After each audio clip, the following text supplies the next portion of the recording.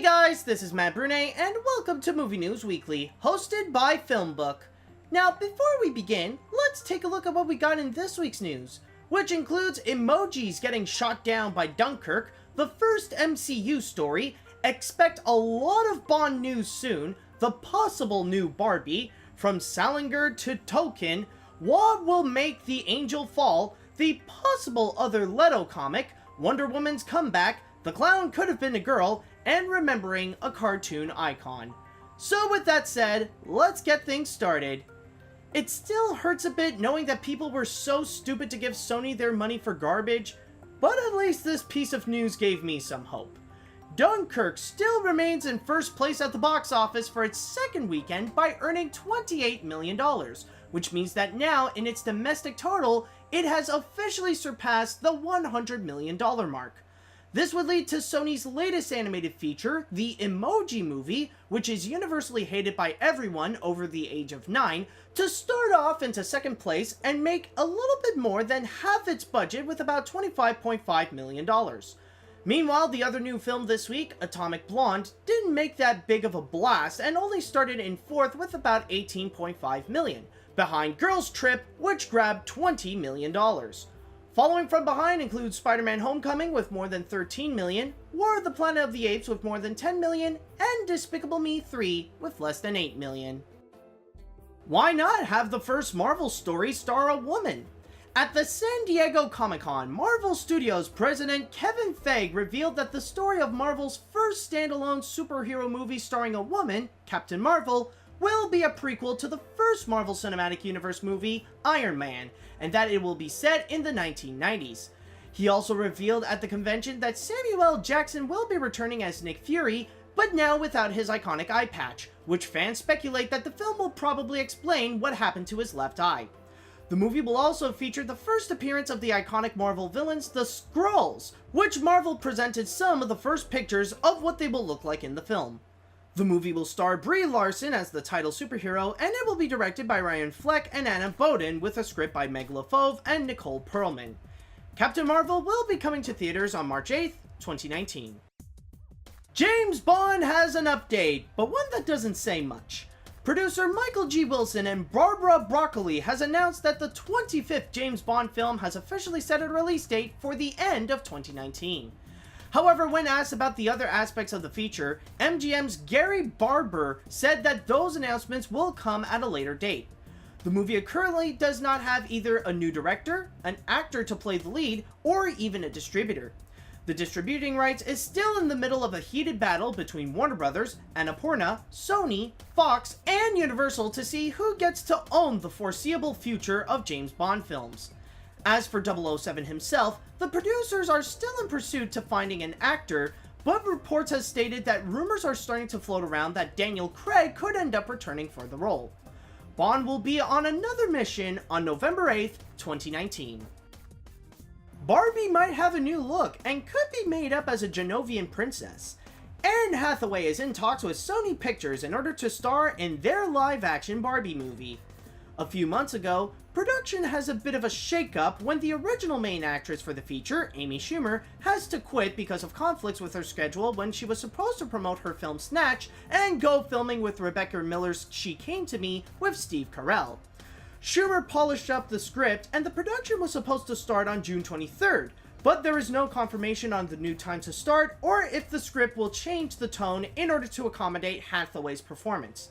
The story is said to be in the similar veins of Splash and Big, where the main character gets kicked out of Barbie Land for not being perfect and end up finding herself in the real world. Sony is still confident to have it be released on June 29th, 2018. Well, he's already a young author in one movie, so why not another? Nicholas Hoult is currently in talks with Fox and Chernin Entertainment to star in the biopic Tolkien. He will be playing a younger version of the Lord of the Rings author J.R.R. Tolkien, as the movie looks into his life in World War I when he befriends some outsiders. This will not be the first time that Hoult will play as a younger version of a famous author, or even as a real person. He will later appear as the young J.D. Salinger in the biopic Rebel in the Rye, and will be in The Current War, which presents the rivalry between Thomas Edison and Nikola Tesla. The Tolkien movie will be written by David Gleason and Stefan Beresford and will be directed by Dom Karukowski. There is no word of a release date for the feature. Here's the next guy that will make a movie fall. Rick Romanois has signed on to direct Angel Has Fallen, which will be the next installment in the Olympus Has Fallen series.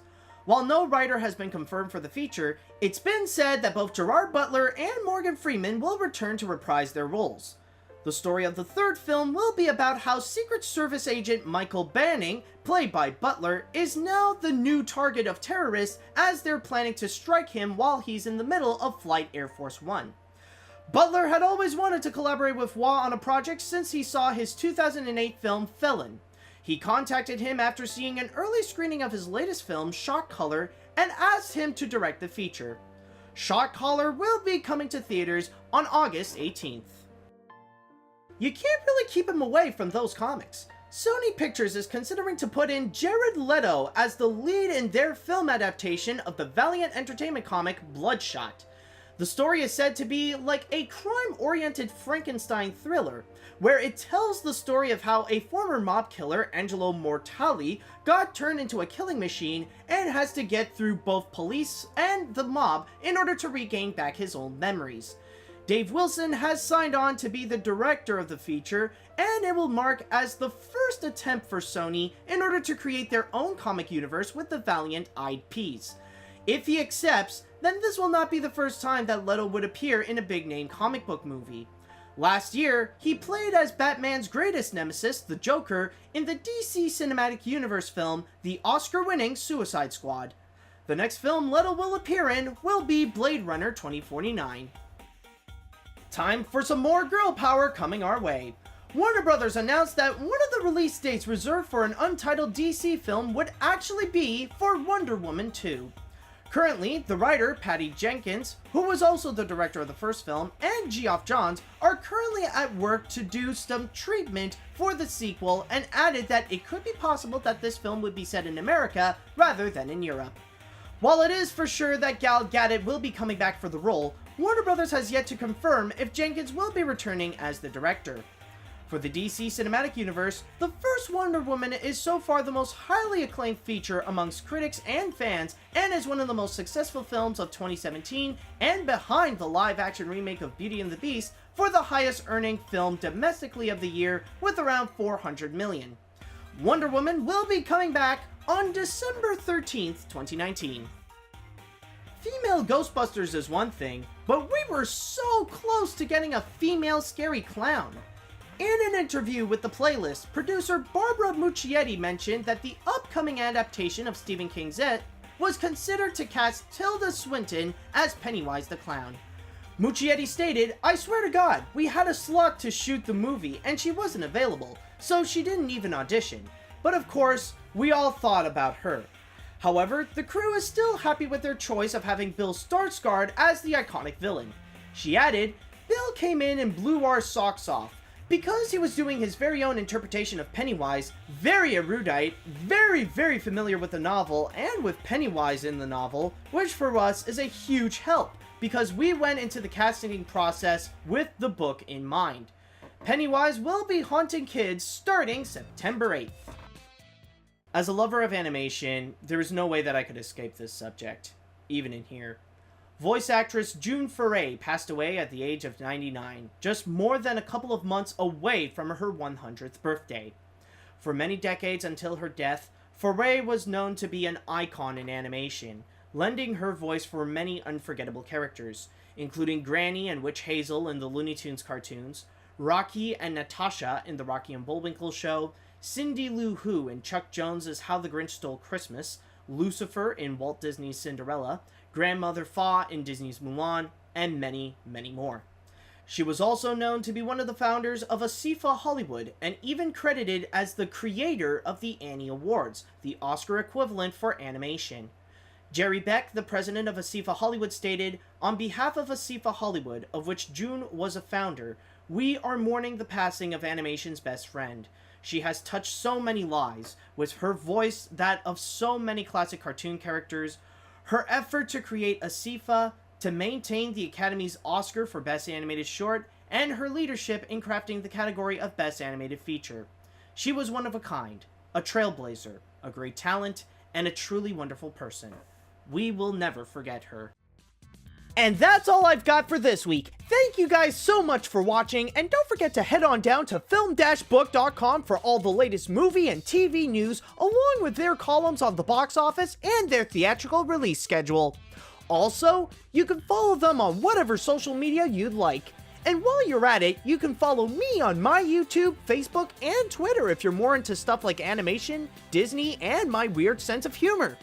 If you were watching this on YouTube, then hit that like button and come subscribe to us, and also leave a little comment on what you think on the news this week. If you were listening to this on a podcast on iTunes or any other podcast service, then don't forget to rate and review what you just heard. Tune in next time for another round of Movie News Weekly, and until next week, see you later, dudes!